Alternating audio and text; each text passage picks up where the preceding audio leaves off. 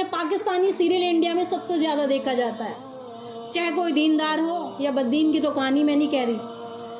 Pakistani serial अक्सर नौजवान 20, 25, 30 साल की लड़कियां और साथ उनकी माएँ सब देखती हैं। बुरा मत मानना, या कितनी भी होंगी जो देखती होंगी। और ये सीरियल इतनी इनकम कमा रहे हैं, इतनी इनकम शायद कि जितनी ये सीरियल के जरिए से इनकम कमाई जा रही है। क्यों? इसमें देखने वाले इसके व्यूज जो है सबसे ज्यादा है, मिलियन पर हैं। और सुना है कि सबसे ज्यादा इंडिया में देखा जाता है। चलो ठीक है, अपनी मर्जी है, मैं किसी को फतवा नहीं दे रही। जिसका जैसा दिल करे वो चीज देखे, क्योंकि जो चीज देखेगी वो अंदर उतरेगी, आएगी, वो फिर उसकी तरह बनना पसंद करेंगे। अब जैसे पाकिस्तानी सूट चलते हैं, मेरा टॉप पाकिस्तानी सूट को देखकर फिर वही डिजाइन फिर मार्केट में आ रहे हैं। अब एक बाप के पास हैसियत है कि वो अपनी बेटी को 2000, 3000, 4000, 10,000 का सूट दिलवा सकता है। भाई अल्लाह ने सबको अच्छा बनाया, किसी को माल में अल्लाह ने बुलंदी दी है, किसी को कमतर रखा है। अब जिसके पास है वो तो बना देगा, जिसके पास नहीं है, क्योंकि मोबाइल तो आजकल सबके घरों में है, चाहे किसी को खाने को मिले ना मिले, रिचार्ज जरूर कराना है। आज के टाइम की बहुत अहम जरूरत है मोबाइल। उसके पास इतना खर्चा तो है, मोबाइल में बैलेंस डलवा लेगी, रिचार्ज करा लिया, लेकिन इतनी हैसियत नहीं है कि पाकिस्तान जैसे सीरियल के अंदाज के कपड़े वो शादियां ला कर दे। जिसके बाप को सुबह से शाम तक मजदूरी में 200-300 रुपए मिल रहे हैं, वो ऐसी ड्रेस कैसे तैयार करा देगा? वो ऐसी शादी कैसे करा देगा? उसको छोटा मोटा रिश्ता पसंद ही नहीं आएगा। फिर वो कहती है कि बड़े शहजादे से ही करना है। हमें रास्ते में आते जाते नुक्कड़ पे गली गलौज में बैठे हैं, कहीं सेटिंग हो गई जी ठीक है, उसके साथ निकल गए। फिर यही अंजाम होगा, फिर यही होगा, यही हो रहा है। और आने वाले टाइम में पता नहीं कितना घर होगा। चलो एक मुसलमान घर से बच्ची ने कर लिया, फिर भी ठीक है, कर लिया, उसे अपने दीन मजहब का तो ख्याल रहा। और जो बेटी बिल्कुल ही मुसलमान मजहब के लड़कों से उसने शादी की, मुर्तद हो गई, उसकी कहानी सोचो कितनी बुरी होगी। घर के अंदर दीन का कितना कमजोर होगा, उस घर के अंदर दीन निकल चुका है। अपनी अगली हदीस पर हम आते हैं। तो खैर कहने का मकसद ये है कि बच्चों को या तो इस माहौल में रखो, इस माहौल में तरबियत दो। बचपन से तरबियत देनी पड़ती है। जवान की 25 साल की उसको तुम फतवा दोगे तो वो उसकी नजरों में तुम बिल्कुल ऐसे दिखाई दोगे कि मेरी माँ है या कौन है ये। वो तुम्हारी बात नहीं सुनेगी इल्ला माशाल्लाह चंद के अलावा। उसको माँ बाप जहर दिखाई देंगे, भाई से रिश्ता तोड़ देगी, माँ बाप से तोड़ देगी। लेकिन जो अब उसे कदम उठाना वो उठाएगी, क्योंकि उसने ठान लिया है। उसके अंदर वो माशरा घुस चुका है, उसके खून में रख गया, खून में खलत मलत हो चुका है, वो तुम्हारी नहीं सुनेगी। तो पहले से ही बच्चों को माहौल देना पड़ता है। बचपन से ऐसी चीजें जिनसे हमारे बच्चे गुमराही की तरफ जा रहे हैं उनको छोड़ दो। ना तो खुद करो ना उसको करने दो। प्यार मोहब्बत से समझाओ, डांट डपट मत करो। उसको अपने गले से लगा कर रखो, मोहब्बत से समझाओ कि बेटी। और बाज माँ बाप देखो कितनी अच्छी शादी करते हैं, उससे पहले उन्होंने अपनी पसंद से कर ली, बाद में फिर परेशान भी हो रही है। फिर वो तो हर जगह अपनी मर्जी नहीं चलती। आगे अगली हदीस मुबारक है,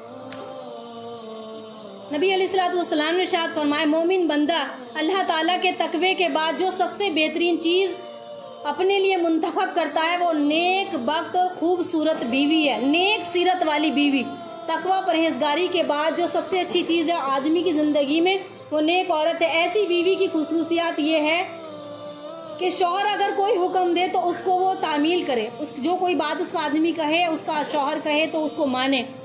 दूसरी फरमाई कि जब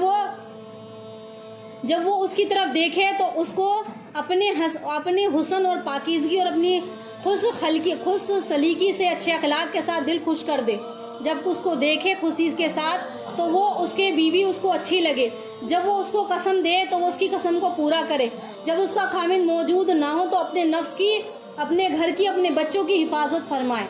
अमानत में खयानत ना करे। शौहर के बाहर गए हैं, मना किया, वहाँ नहीं जाना तो नहीं जाना। अल्लाह के हुक्म के बाद तुमने सुना भी होगा हदीस में क्या आता है कि अगर अल्लाह के बाद जैसे अल्लाह को सजदा किया जाता है, हम अल्लाह को सजदा करते हैं, अगर सजदा किया जाता तो एक औरत पर फर्ज होता कि वो अपने आदमी को सजदा करे। सजदे का मतलब ये नहीं है कि अब सजदा करना पड़ेगा।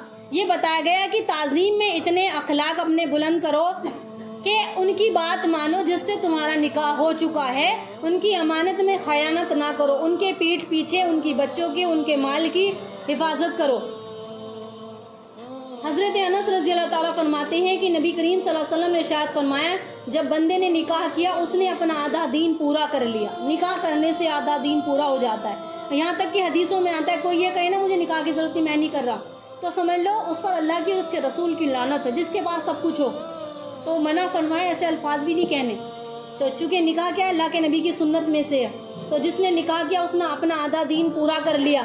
अब उसे चाहिए कि बाकी आधे दीन के बारे में अल्लाह ताला से डरता रहे।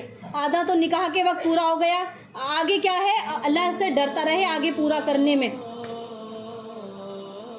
नबी अलैहिस्सलातु वस्सलाम ने इरशाद फरमाया कि शादी एक इबादत है, उसको आसान करना चाहिए। शादी एक इबादत है, उसको आसान करना चाहिए। और हदीस के अल्फाज हैं, इन्नल आज़मन निकाह, इन्ना आज़मन निकाही बरकतिन व यसरुहु मऊना। क्या अल्फाज हैं कि सबसे बरकत वाला निकाह वो है जिसमें सबसे कम खर्च हो। सबसे बरकत वाला निकाह, यही वजह है कि हम बड़ी लाखों की करोड़ों की शादी कर रहे हैं पर हमारे बच्चों के निकाहों में बरकत खत्म हो गई। फिर अगर निकाह जैसे कैसे हो गया, फिर औलादों में बरकत खत्म हो गई, बच्चे नहीं होते शादी के बाद।